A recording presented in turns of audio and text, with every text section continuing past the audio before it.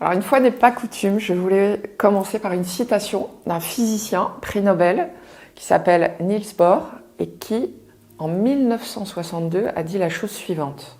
Chaque grande et profonde difficulté porte en elle sa propre solution. Elle nous oblige à changer notre façon de penser afin de la trouver. Et donc cette citation résonne en moi comme une invitation finalement à changer le regard que nous portons sur la difficulté. Parce que parfois il peut être très pratique de penser que la réussite, et quelle que soit la définition d'ailleurs que vous aurez envie de donner de la réussite, mais il est bien pratique de penser que la réussite serait réservée à certains et impossible pour d'autres. Et si l'on regarde les constantes des grandes réussites au travers des siècles, on voit à quel point l'échec, la difficulté, fait partie des racines nécessaires à tout projet qui, à un moment donné, prendra de l'ampleur.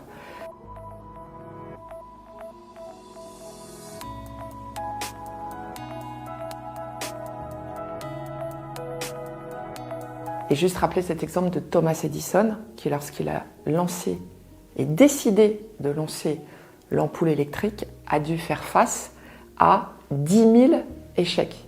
Vous imaginez 10 000 ampoules qui n'ont pas fonctionné avant d'arriver à cette invention qui a fait date dans l'histoire de l'humanité. Et moi, je retiens quelque part, quand je pense au succès et à son pendant qui serait la difficulté ou l'échec, je retiens 4 points. Le premier, c'est que véritablement, je crois à la micro-transformation permanente, à l'image quelque part de Thomas Edison, c'est-à-dire qu'il a sans cesse rebondi sur chacun des échecs. Et donc c'est une invitation au micro-mouvement permanent, c'est-à-dire de ne pas s'arrêter à la difficulté, mais véritablement d'intégrer ce qu'elle nous apporte, d'intégrer ce que cette difficulté-là va nous permettre de réaliser, d'accomplir en ouvrant une nouvelle porte qui reposera sur l'échec ou sur une difficulté. Le deuxième point, c'est que pour dépasser ces difficultés, je crois véritablement à la vertu du moment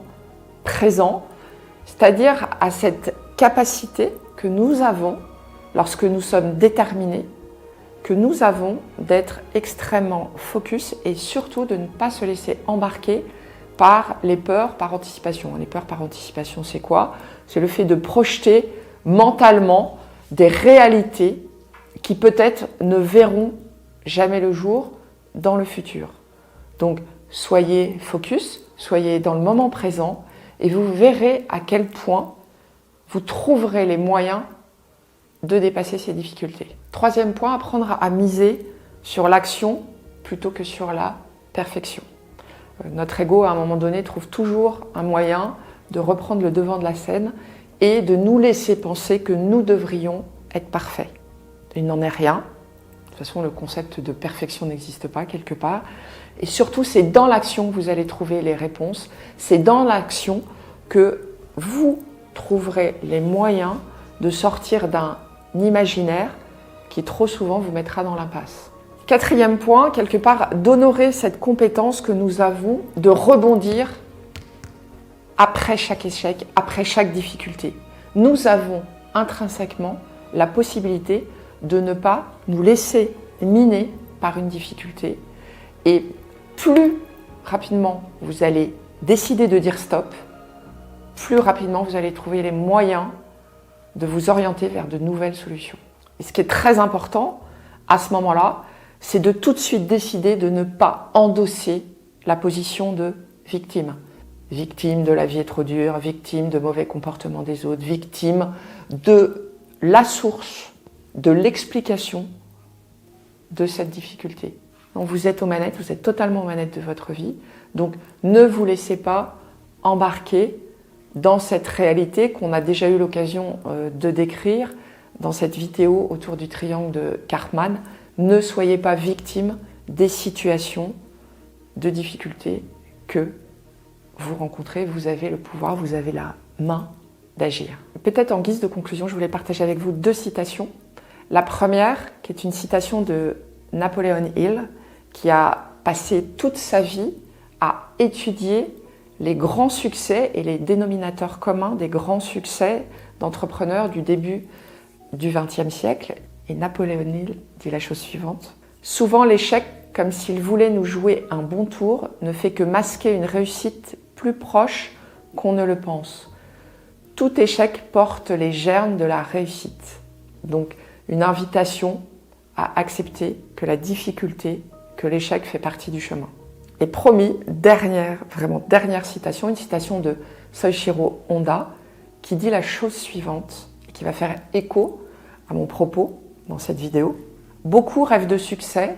À mon sens, le succès ne peut être atteint sans échec et sans introspection. En fait, le succès représente 1% de votre travail qui comporte, lui, 99% de ce que l'on peut appeler un échec. Donc tout ceci résonne comme une invitation à se réconcilier avec les échecs, une invitation à se réconcilier avec les difficultés. Et de toute évidence, les changements de paradigme, les nouvelles solutions ne peuvent émerger si l'on reste sur les chemins et sur les sentiers qui sont connus. Et peut-être pour terminer, cette phrase que j'aime à me rappeler, qui est que c'est en faisant ce que l'on a toujours fait que l'on obtient ce que l'on a toujours obtenu. Donc, changez vos pratiques, changez vos habitudes et vous obtiendrez des résultats différents. Réconciliez-vous avec les difficultés. Elles ont un rôle majeur dans nos vies, ne serait-ce que pour se sentir vivant, ne serait-ce que pour ne pas vivre des réalités trop monotones. Donc, bénissons ces échecs, ces difficultés. Elles sont le passage nécessaire vers la réussite, vers votre réussite. Voilà, j'espère que vous aurez aimé cette réflexion et mon propos autour de la difficulté, autour de l'échec, autour de la réussite. Si c'est le cas, vous pouvez liker, vous pouvez bien sûr commenter. On a répondu depuis le début de cette chaîne à tous les commentaires. Et puis j'aurai plaisir à vous retrouver très vite. Bye bye.